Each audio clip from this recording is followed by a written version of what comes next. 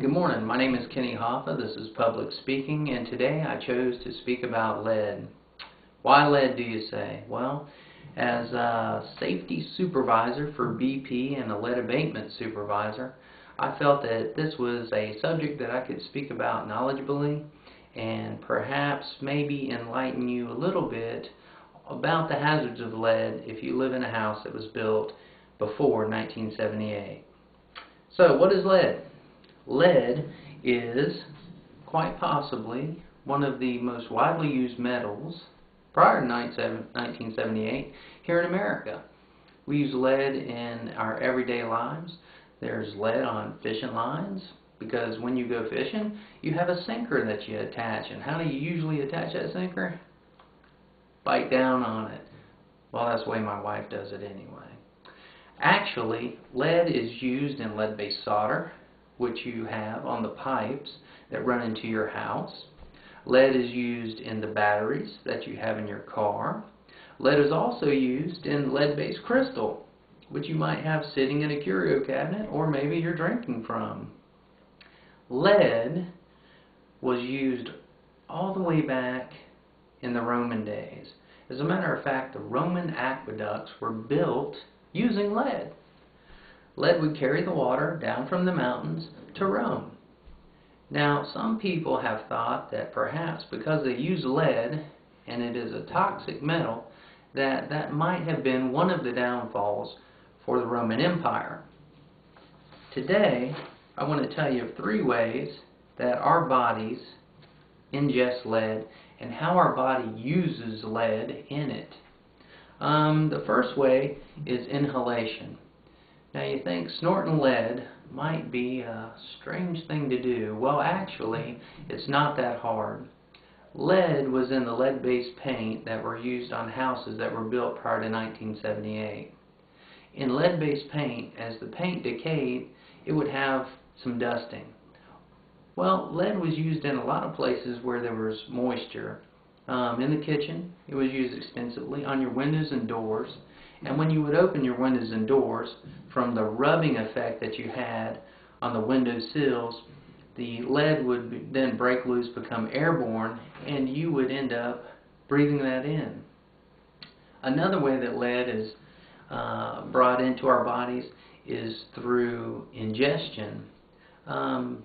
Children, mainly children under 6, have been targeted by DHEC in houses that are older than 1978 simply because a child puts everything in his mouth. Whatever's on the floor goes into his mouth. Window sills were naturally high enough where a child could reach up there and gnaw right down on it. Well, children could ingest lead. Now, a his nervous system before age 6 is readily growing, and by the ingestion of lead, that process can be slowed down, and in some cases can give mental retardation to those children. It'll make them very sick. Lead poisoning is no joke.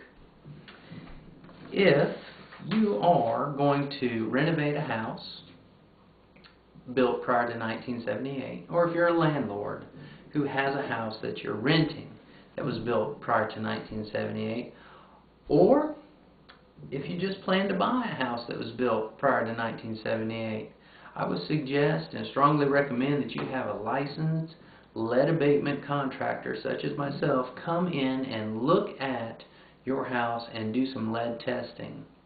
They're going to test places like the sills, all your window sills, your doors, your kitchen cabinets.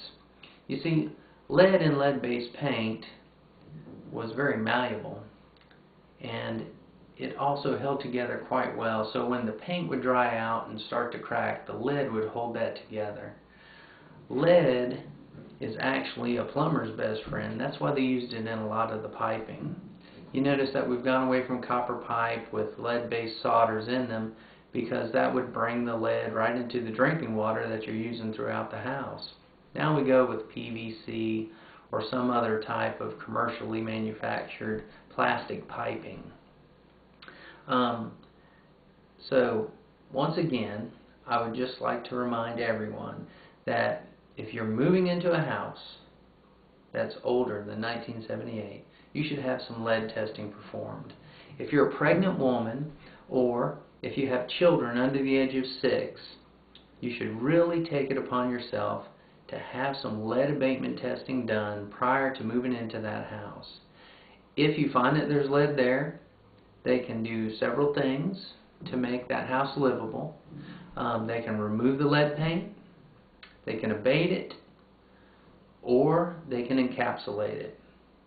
Now, I've done my part, so if you're moving into a house before 1978, or if you have one for rent, please do the public a service and go out and have some lead abatement testing done. Thanks. Once again, my name is Kenny Hoffa. Thank you.